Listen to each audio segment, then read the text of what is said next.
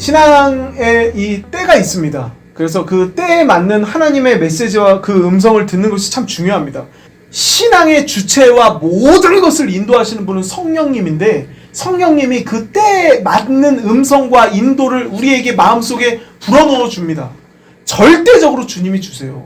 그래서 예를 들어서 내가 어린아이의 신앙이고 젖을 많이 먹고 음식을 많이 먹고 일단은 하나님의 사랑을 많이 받아야 될 때면 성령님도 사랑을 많이 받으라고, 은혜를 많이 받으라고, 그냥 은혜를 사모하고 은혜를 많이 받고자 하는 마음을 이 안에서 자꾸 주세요. 그래서 그렇게 그냥 은혜 받고 사랑받고 하나님께 계속 보호함받고 하나님의 자녀로 아빠, 아버지 하면서 막 아버지께 막 가서 안기고 의지하고, 아버지 나 주님이 필요합니다, 은혜 내려주세요 하면서 계속 은혜 받는 시기가 있습니다. 청년, 청소년 이렇게 되면 영적으로 자람과 동시에 하나님이 그 사람을 거룩하고 성결하게 만들어갑니다. 다루기 시작합니다. 여러 아직도 빠지지 않은 육신에 속한 것이나 세상 많은 이 세상 지식에 속한 것들에 대해서 하나하나를 빼요. 습관, 행실, 언행 하나하나를 다룹니다. 열매 맺게 하기 위하여서, 거룩하게 만들기 위하여서 다루기 시작합니다. 그리고 하나님과의 만남도 더 깊은 곳으로 들어오라고 그에게 요청합니다. 너 더 은혜 받기를 원한다. 내가 너와 더 깊이 사귀기를 원한다. 그 사람에게 더 깊이 사귀고자 하는 열망과 열정을 주고 그에게 자꾸 이것저것을 말하고 요구합니다. 정말 좋은 것을 주려고, 정말 복된 것을 주고 자기의 전부를 주기 위하여서 그에게 요구하시는 거예요. 그래서 그가 만약 요구하신다면 그 축복입니다. 그 다음 이 시기를 또 지나가면 주님과 이제 점점 사귐이 깊어지면서 사명을 받는 때가 오기 시작합니다. 하나님의 마음이 내 안에 들어오기 시작하고, 원래는 나와 내 가족 이런 것만 알고 이런 것만 기도하다가 하나님이 어떤 부류의 사람들에게 혹은 어떤 그 영역의 사람들에게 그 눈물을 흘리고 애타는 마음을 가지고 계신 거를, 혹은 이 나라와 민족에게 하나님이 하시고자 하는 게 막 가득하고 간절한 마음과 사랑의 마음이 있다라는 걸 내가 받기 시작합니다. 그 주님과 정말 친밀하게 기도하는 자에게 하나님이 그 마음을 주세요. 그 하나님의 마음을 받고, 와, 나도 여기에 내 인생을 걸어야겠다. 내 삶을 여기다가 바쳐고 내가 여기다가 드려야겠다라는 마음이 이 안에서 불일 듯이 올라오고 사명을 위해 살고자 하는 사람으로 세워집니다. 신앙에도 단계가 있습니다. 이제 막 악인데 뭘 고쳐야지, 뭘 해야지, 뭘 이래야지, 열매를 어떻게 맺어야지. 아니요, 그냥 일단은 많이 받는 것이 필요합니다. 마귀는 반대로 얘기하거든요. 성령님은 그 사람의 때와 시기에 맞는 말을 그 사람에게 꼭 해주는데, 마귀는 그렇지 않아요. 마귀는 가난아기에게 너 똑바로 안 하면 지옥 간다, 이런 거 집어넣습니다. 그리고 한 청년쯤 되는 은혜 이제 충분히 받은 사람에게 너 그냥 계속 은혜 받아. 뭐 더 바꿀 거 없어. 그냥 계속 그 자리에서 은혜 받아. 머물러 있어. 더 이상 나가지 마. 이렇게 성령님의 감동과 반대의 것을 자꾸 말합니다. 고린도전서에 보면 이런 말씀이 있어요. 내가 내 몸을 쳐 복종하게 하면 내가 남에게 전파한 후에 자신이 도리어 버림을 당할까 두려워함이로다. 이런 말씀 같은 거 보면 바울도 자기가 버림당할까 봐 두려워했다. 그러면은 바울도 버림받을까 봐 두려워했으면 나도 버림받는 거 아니야? 나도 버림받을 수 있는 거 아니야? 이런 식으로 오해를 합니다. 이런 구절 같은 거 가지고 마귀가 사람을 흔듭니다, 아주.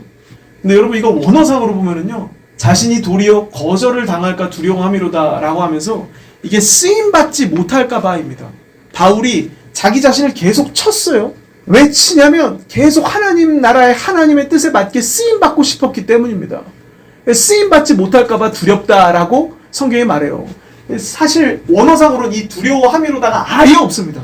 한글 성경에만 여기 두려워함이로다가 있지, 내가 내 몸을 쳐 복종하게 하면 남에게 전파한 후에 내가 거절을 당할까봐 계속 나는 나를 친다, 이렇게 써져 있지, 두려워함이로다라는 표현 자체가 성경에 아예 없어요. 원어상으로 아예 없습니다.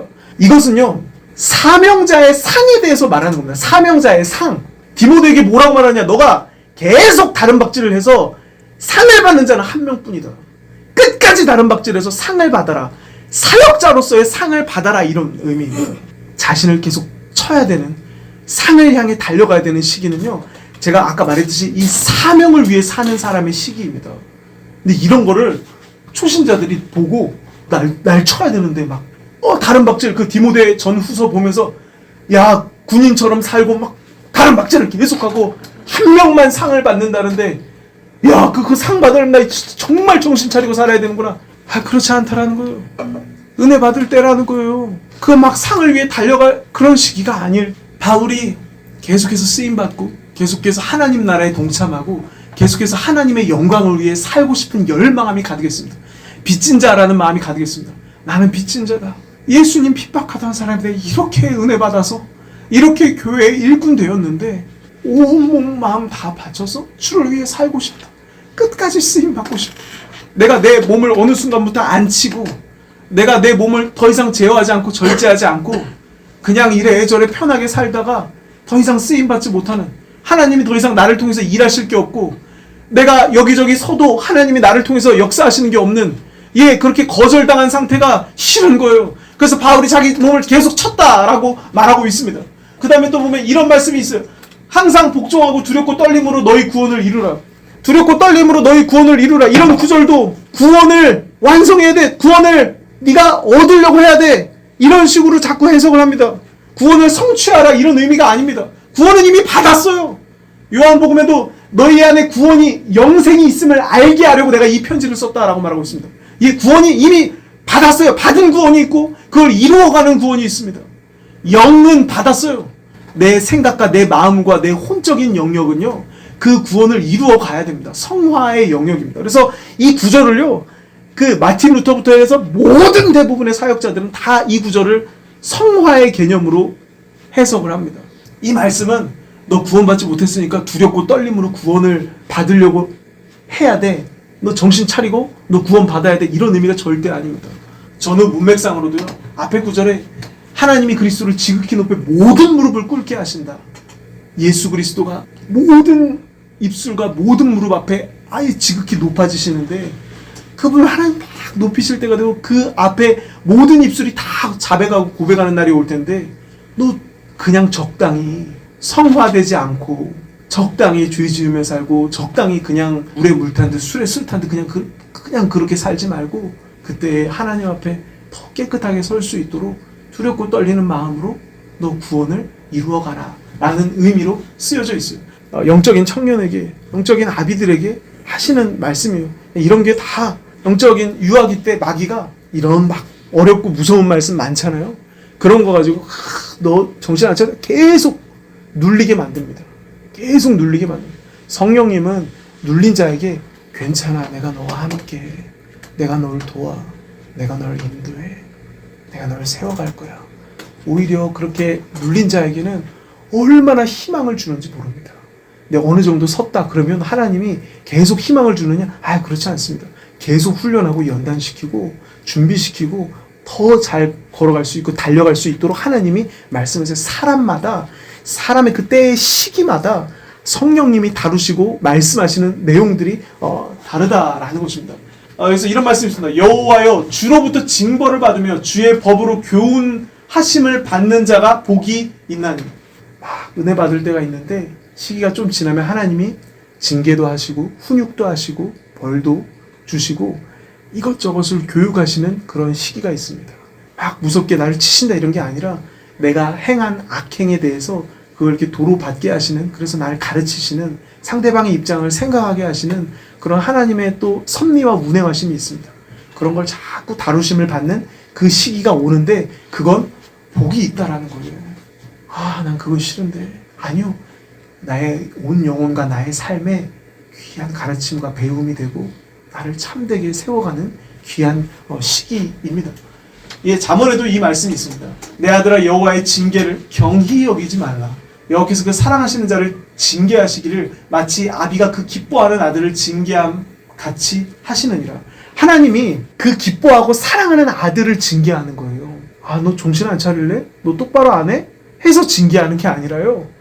너무 사랑해서 더 좋은 걸 주고 싶어서 안 좋은 습관을 버리게 해주고 싶어서 사랑하는 마음으로 그에게 훈육하시고 징계하세요. 절대로 화가 나 계셔서 인상을 막 쓰시면서 너 똑바로 안 하면 내가 죽여. 내가 너 한번 제대로 쳐. 그런 그림, 그런 흐름, 그런 분위기가 전혀 아닙니다. 성경은 너무 사랑하고 날 잘 따라오는 내 아들에게 징계를 합니다. 주님과 어느 정도 사이가 붙었다, 사이가 가까워졌다, 그러면 하나님이 그에게 더 좋은 걸 주기 위해서 이런 일들을 하신다라는 것입니다. 마지막으로 이런 말씀이 있습니다. 내가 달려갈 길, 주 예수께 받은 사명, 곧 하나님의 은혜의 복음을 증언하는 일을 마치려 하면은 나의 생명조차 조금도 귀한 것으로 여기지 아니하노라. 네, 사도 바울의 고백입니다. 사명을 받아서 나를 치면서 주를 위해 살아야지. 내 생명도 조금도 귀한 것으로 여기지 아니하고 이걸 위해 막 뜨겁게 살아가고 달려가는 사람의 삶을 말하고 있습니다. 제가 바라기로는 이런 사명자의 삶까지 우리가 다가갔으면 좋겠습니다. 우리 모두가 막 다 바울처럼 사명자가 될 수는 없겠지만 어느 정도 다 누구나 어린아이에서 장성하게 되고 사명을 갖게 되고 자기 십자가를 어느 정도 짊어질 수 있게 되고 누군가를 섬기고 희생하게 되고 하나님 나라를 위해서 내 삶을 조금씩, 내 시간을 조금씩 드리게 되고 그렇게 주를 위해 살아가는 귀한 복이 우리에게 있기를 축복합니다. 사명자에게 뭐 하나님이 그냥 다 괜찮아, 너 그냥 은혜만 받아, 너 그냥 사랑만 받아 이러실까요? 그렇지 않습니다. 그 어린아이에게 하나님이 하시는 겁니다. 근데 여러분, 어린아이의 시기에 은혜와 사랑을 많이 받아놓는 게 이게 또 너무 중요합니다. 그래야 그 다음으로 우리가 자라갈 수 있어요. 이게 없는데 그 다음으로 자꾸 뭐 사명 감당하려고, 주를 위해 살려고, 아니요, 그러면 다 이게 그르치게 됩니다. 기초를 든든히 하는 게 맞습니다. 성경에도 너희가 사랑 가운데 뿌리가 박히고 터가 굳어져야 된다, 아주 사랑 안에 아예 터가 굳어져야 된다라고 말하고 있습니다. 굳어져야 징계도 받고 훈육도 받고 훈련도 받고 연단도 받고 사명도 감당하게 된다라는 것입니다. 예, 성경에 이렇게 말하고 있어요. 우리가 아직 죄인 되었을 때 그리스도께서 우리를 위하여 죽으심으로 하나님께서 우리에 대한 자기의 사랑을 확증하셨느니라. 우리가 죄인 되었을 때 우리를 사랑했다라고 말하고 있어요. 우리가 무슨 회개하면서 하나님 잘못했습니다 라고 말할 때 정신 똑바로 차리가 이거 아니구나 하나님 도와주세요 라고 말할 때 우리를 사랑한 게 아니라 우리가 정신을 차리고 계속 살 때 하나님 완전히 떠나고 와나가고 우리 고집대로 막 살아갈 때 그때부터 우리를 사랑했다라고 말하고 있어요. 그래서 아들까지 줬다. 아들까지 주면서 내 사랑을 확증했다. 내가 이만큼 너를 사랑한다. 아들을 보낼 만큼 전부를 다 내어줄 만큼 내가 너를 사랑한다. 내게 돌아와다오.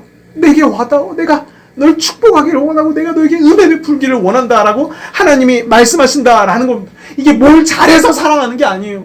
값없이 사랑 주시는 걸 우리가 자꾸 받아야 됩니다. 공짜로 값없이 내가 아무것도 잘한 게 없는데 하나님이 계속 날 사랑해 주시고 나에게 계속 은혜 베풀으시고 계속 도와주시는 그 은혜를요 경험해야 됩니다. 여러분 지금 잘한 게 없을지라도 여러분 하나님이 나에게 은혜 주신다는 걸 꼭 믿으시기 바랍니다. 믿고 막 걸어가 보세요. 정말로 막 은혜를 주십니다. 장성하고 사명자가 되면 그때는요 뭘 잘못해도 그냥 계속 은혜 주시고 그런 게 점점 희미해지고 점점 없어집니다. 자꾸 나를 치지 않으면 성령의 기름 부음도 조금씩 줄어드는 게 느껴지고 하나님과의 관계와 능력도 조금씩 무뎌지는 게 느껴집니다. 근데 어린아이 때는 막 잘못해도 하나님이 또 다가와서 도와주시고 일으켜주시는 게 이 시기가 있습니다. 이때 이걸 많이 받고 누리는 게 필요합니다. 하나님이 우리를 잘해서 사랑하는 게 아닙니다. 그냥 우리 존재 자체만으로 우리를 너무 많이 사랑하세요. 이거를요 억지로라도 마음에 자꾸 새겨야 됩니다. 하나님이 날 사랑한다. 성경에도 이렇게 말하고 있어요. 여호와께서 너희를 기뻐하시고 너희를 택하심은 너희가 다른 민족보다 수요가 많기 때문이 아니니라. 너희가 오히려 작기 때문에 선택했다는 거예요. 여호와께서 다만 너희를 사랑하심으로 말미암아 수많은 애국과 속박에서 속량하셨다라고 성경이 말하고 있습니다. 대단해서 잘해서 착해서 이스라엘 백성이 잘나서 뭔가를 더 잘해서가 아니라는 거예요. 아주 초라하고 작고 연약해서 하나님이 선택했다라는 거예요. 그렇게 여러분 우리도요 하나님이 나를 선택하신 이유가 내가 착해서가 아닙니다. 내가 약하니까, 내가 부족하니까, 하나님이 필요하니까 그렇게 이해하는 것이 맞습니다. 하나님의 사랑은 그가 스스로 선택한 사랑입니다. 그냥 내 존재 자체를 사랑해서 나를 선택하신 겁니다. 그가 선택했고 그 선택이 후회되지 않고 헛되지 않도록 하나님이 그 선택을 완성해 나가십니다. 이사야서에 보면 이런 말씀이 있어요. 여인이 어찌 그 젖 먹는 자식을 잊겠으며 자기 태에서 난 아들을 긍휼히 여기지 않겠느냐. 그들은 혹시 잊을지라도 나는 너를 잊지 아니할 것이다. 여러분 이게 이사야서 49장인데요. 이 상황이 어떤 상황이냐? 이스라엘 백성들이 끝까지 완악한 거예요. 하나님을 계속 떠나고 배신하는 거예요. 이방신 다 섬기고 하나님 앞에는 진실로 예배하는 자는 없고 다 거칠애로 외식적으로 하나님 앞에 오고 고집을 계속 부리고 자기 생각 자기 판단에 맞는 대로 그냥 끝없이 살아가는 그 이스라엘 백성들에게 하나님이 지금 하시는 말씀이에요. 난 널 절대 잊을 수 없다. 끝까지 포기하지 않는다. 다가가 찾아가 널 건져낼 거다. 라고 하나님이 말씀하신다라는 겁니다.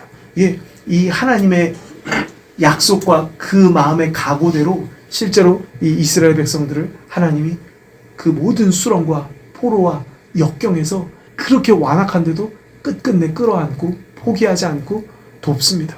이스라엘 백성이 하나님 저 하나님 필요 없습니다. 내가 내 꾀대로 알아서 잘 살아볼게요. 계속 그렇게 말합니다. 하나님을 구하지도 찾지도 원하지도 않는데 하나님이 끝끝내 찾아가서 그를 건져냅니다. 여러분도 마찬가지입니다. 하나님이 끝끝내 찾아가서 건져내실 겁니다. 일으켜 주실 것입니다. 축복하여 주실 것입니다. 그걸 꼭 믿으시기 바랍니다. 하나님이 선택이기 때문에 그 선택이 후회되지 않도록 하나님이 만들어 가시는 줄로 믿습니다. 하나님이 적극적으로 도우실 때도 있는데요. 때로는 하나님이 기다려 주실 때가 있습니다. 더 이상 개입할 수가 없고 가만히 기다려 주실 때가 있습니다. 시간이 지나 이것저것을 겪고 경험하면서 이게 아니구나 해서 스스로가 돌이켜서 하나님 제가 지금까지 가지고 있던 생각들을 다 내려놓습니다. 주님께 구합니다. 주님이 없이 쌓아 올려진 사고와 가치관과 신념이 이게 오히려 저를 짓누르고 저에게 짐이 되고 저를 힘들게 했습니다. 하나님, 주님이 다시 쌓아 올려주십시오. 도와주십시오. 이렇게 하나님께 나와서 다 그걸 내려놓을 때까지 하나님이 기다리시는 경우가 있습니다. 그런 경우에는요, 주님께로 가서 내 생각, 내 판단을 많이 내려놓을 필요가 있습니다.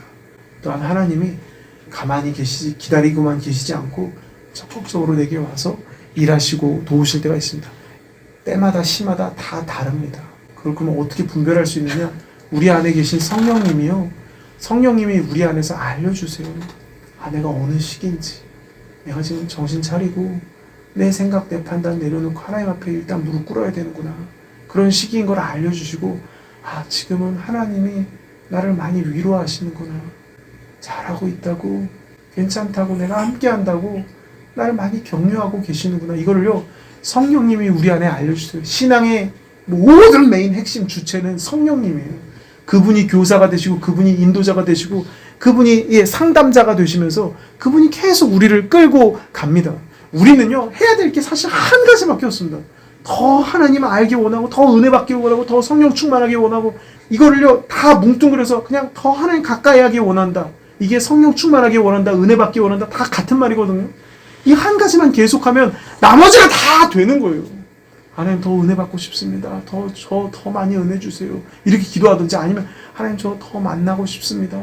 하나님 더 주님 만나기 원합니다. 이렇게 기도하든지 아니면 하나님 저 성령 충만하기 원합니다. 더 성령 충만하기 원합니다. 예, 하나님 구하는 거 이 한 가지만 하면요. 나머지 지금 내 때에 내가 무슨 생각해야 되는지 하나님이 어떤 마음 가지고 계신지 어떻게 걸어가야 되는지 어떻게 살아가야 되는지 어떻게 행해야 되는지 모든 게 하나님께 다 있습니다. 지금 나의 삶을 하나님이 어떻게 바라보시는지 뭘 하나님이 원하시는지 어떻게 나를 인도해 가고자 하는지 내 지금 이 빠진 수렁에서 하나님이 어떻게 건져내고자 하시는지 하나님 안 구하면 여기서 이 빠진 수렁에서 어떻게 나올까 내가 속으로 내가 수백 번 머리를 아무리 굴려도 여러분 그 답이 나오지 않습니다. 인생의 모든 답은 예수 그리스도에 있고 하나님에게 있습니다.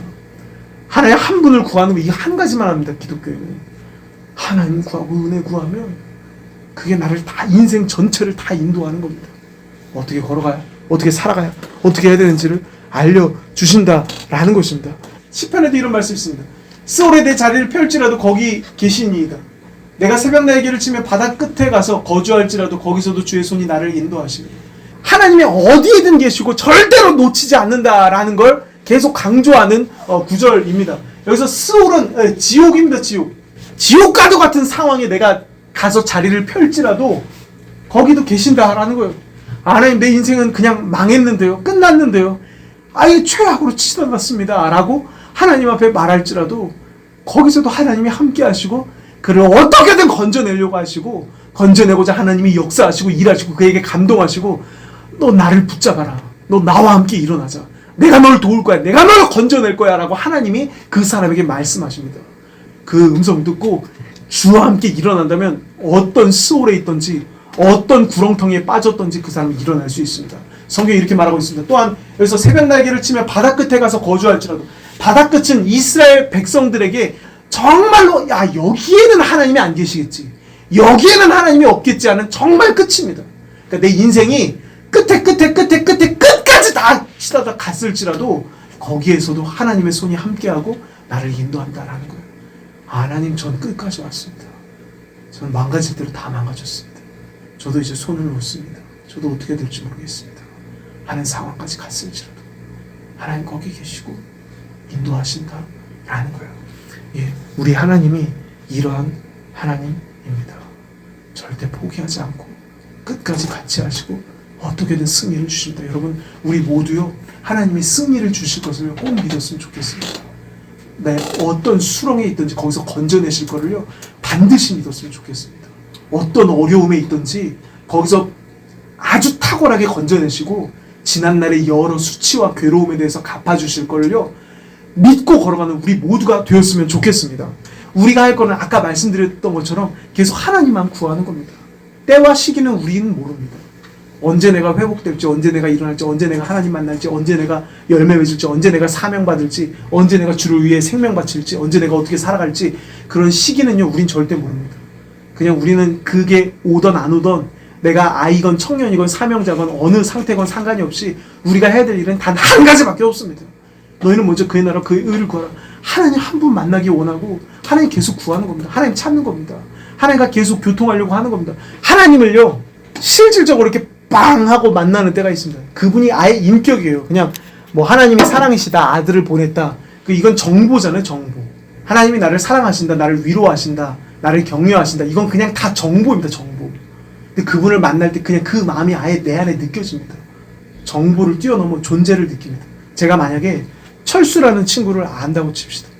철수에 대해서 얘랑 친해지기 전에 사람들한테 이런저런 얘기를 많이 들은 거예요. 철수는 어떤 애고 걔는 따뜻한 애고 부드러운 애고 말을 되게 부드럽게 하고 착한 애고 성격은 이렇고 실력은 이렇고 그건 다 정보일 뿐입니다. 근데 철수를 만나보면 들었던 내용이 다 의미가 없어져요. 아 철수 나 알아. 철수랑 친해지면 아 철수 나 걔 알아 이렇게 말해요.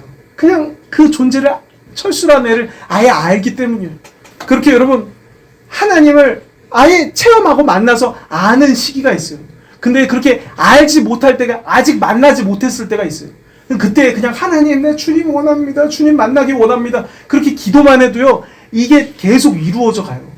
하나님을 막 찾고 구할 때 구하는 그 하나님을 목말라고 구하는 심령에 하나님이 자신의 빛을 막 부으세요.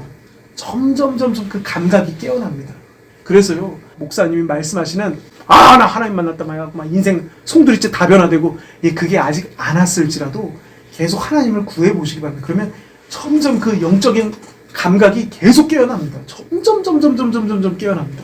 그러다가 어느 시기가 됐을 때 때가 찼을 때 하나님이 그에게 정말 다가가 그를 만나주십니다.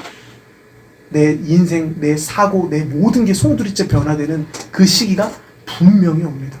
온 세상이 달라 보이고 내 이 습관과 내 성향 자체가 놀랍게 변하게 되고 이게 진정한 나였구나라는 걸 깨닫게 됩니다. 하나님 만나기 전에 그 삶이 그게 내 기질, 내 성질, 내 어떤 성향이라고 생각했는데 주님 만나고 나니까 우와 이게 진짜 나구나. 정말 나답고 나의 색깔, 나의 성향을 주님 만날 때야 비로소 그게 폭발하고 터져나갑니다. 그 전까지는 이것저것에 갇혀있기 때문에 진정한 나를 못 발견해요. 별의별 사고, 별의별 가치관, 별의별 생각, 별의별 신념, 세상 여러 지식, 세상 여러 경험에 내가 송두리째 이렇게 막 갇혀있습니다. 절대 나를 못 발견합니다. 내가 뭘 좋아하는지, 내가 어떤 사람인지 몰라요. 절대 몰라요. 하나님께로 나아갈 때 참으로 나를 알아요. 참으로 온 세상에 대해서도 온전히 바라보게 되고 온전히 이해하게 됩니다. 그 전까지는요, 다 이렇게 더듬어 조금씩 압니다. 은혜 조금씩 받으면서 더듬어 조금씩 알 수밖에 없습니다. 그래서 여러분, 하나님을 만나고자 자꾸 구해보시기 바랍니다. 당장 못 만나도 계속 구하는 거예요. 그러면 계속 쌓입니다. 계속 빛이 내려와서 날 계속 깨웁니다. 내 영혼을 계속 눈뜨게, 점점 눈뜨게 만듭니다. 여러분, 이렇게 실눈을 떠도 세상 어느 정도 보이잖아요.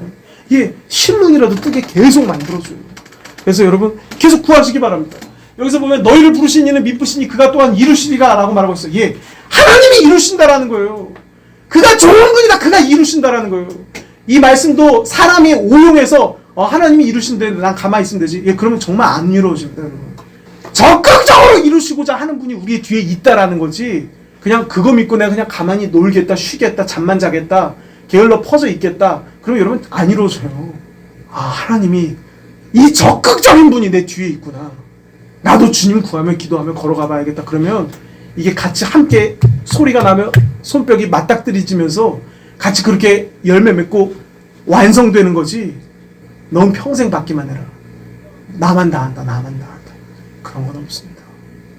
시간이 지날수록 점점 같이 걷고 동료가 되고 친구가 되고 정말 하나님의 동역자가 되어서 하나님과 함께 걷는 자, 하나님과 함께 결정하는 자, 하나님과 함께 나아가는 자, 함께 세상을 영화롭게 만들어가는 자가 됩니다. 아버지께서 나를 사랑하신 것 같이 나도 너희를 사랑하였으니 나의 사랑 안에 거하라. 예수님이 하신 말씀입니다. 나의 사랑 안에 거하라. 하나님 은혜 받기 원합니다. 해야 사랑 안에 거합니다. 하나님 나 주님 만나고 싶습니다. 해야 사랑 안에 거할 수 있습니다. 하나님 한 분 구하는 거가 사랑 안에 거할 수 있는 키입니다. 성령 충만하기 원합니다. 그래야 사랑 안에 거합니다. 내 스스로 내가 생각하고 판단을 잘하고 사고를 잘 굴려서 요게 사랑 안에 거하는 거니까 요렇게 사랑 안에 거해야지. 요렇게 행동해서 사랑 안에 거해야지. 요 행동을 하고 요렇게 말을 해가지고 사랑 안에 거해야지. 그런 게 아니라는 거예요. 사랑 안에 거하는 거 성령님이 하시지 않으면, 하나님이 하시지 않으면 사랑 안에 거할 수가 없어요. 주여 은혜 받기 원합니다 할 때 사랑 안에 거하게 돼요. 주여 성령 충만하기 원합니다 막 간구하는 자가 사랑 안에 거하게 돼요. 하나님 저 주님 만나기 원합니다. 은혜 내려주세요. 주님 저를 만나주세요 하는 자가 진리대로 살게 되고 성경대로 살게 되고 성령의 인도함을 따라 올바르게 걸어가게 되고 성령 안에서 사랑 안에 거할 수 있게 됩니다. 우리 기도할 때요, 모든 기도 제목의 가장 중심이고 가장 중요한 거는 이 한 가지밖에 없습니다. 하나님 나 저 주님 만나기 원합니다. 은혜 받기 원합니다. 이게 제일 중요합니다. 남을 위해서 기도해 줄 때도요, 하나님 누구 투자 잘 되게 해주세요, 집 사게 해주세요, 차 사게 해주세요, 자녀 대학 잘 가게 해주세요, 뭐하게 해주세요, 건강 주세요, 치료해 주세요. 그거보다 먼저는요, 하나님 저분 하나님 만나게 해주세요, 은혜 주세요 라고 기도하는 거, 이게 항상 1번입니다. 신앙의 장성한 분량에 다다르면요, 이 기도만 계속합니다. 하나님 저 주님 더 원합니다, 목마릅니다. 여기에만 꽂혀 있습니다. 내가 지금 주님 더 깊이 만나느냐 못 만나느냐, 이것만 하나의 기준이 됩니다. 사람을 봐도 저 사람 더 주님 만났으면 좋겠다, 주님 만나는 거에만 관심이 있습니다. 나라와 민족을 위해 기도해도 하나님 이 나라와 민족이 하나님 만났으면 좋겠습니다, 하나님 은혜 받았으면 좋겠습니다, 성령 충만했으면 좋겠습니다. 이거 한 가지만 기준이 됩니다. 왜냐하면 주님 만나는 만큼 살기 때문입니다. 만나는 만큼 변화되기 때문입니다. 만나는 만큼 좋아지기 때문입니다. 그래서 누가 뭐가 힘들다, 어렵다, 수렁에 갇혔다, 건져냄이 필요하다, 모를 때는 이것저것 세부적으로 하나하나 다 기도해 주지만 영적인 세계를 알면 한 가지만 기도해 줍니다. 하나님 저 성도분이 하나님 만나게 해주십시오. 주님 경험하고 주님 은혜 많이 받게 해주십시오. 그러면 사는 줄로 믿습니다. 살 줄로 믿습니다 하면서 그것만 막 간절히 기도해줘. 한 가지만 눈물을 흘리면서 간절히 기도해주게 됩니다. 이 시간에도요, 하나님 나를 만나주십시오. 내가 주님이 정말로 필요한 사람입니다. 주님이 필요 없다고 생각하고 내 소견에 오른 대로 얼마나 제가 많이 살아가는지 모릅니다. 하지만 제가 연약합니다. 약합니다. 제 온 영혼은 주님이 너무 필요하고 주님이 너무 목마릅니다. 저를 만나 주옵소서. 다같이 주여 한번 부르고, 주여 나에게 은혜 더하여 주옵소서. 내가 주님 만나기를 원합니다 라고 주여 한번 부르고 기도하겠습니다. 주여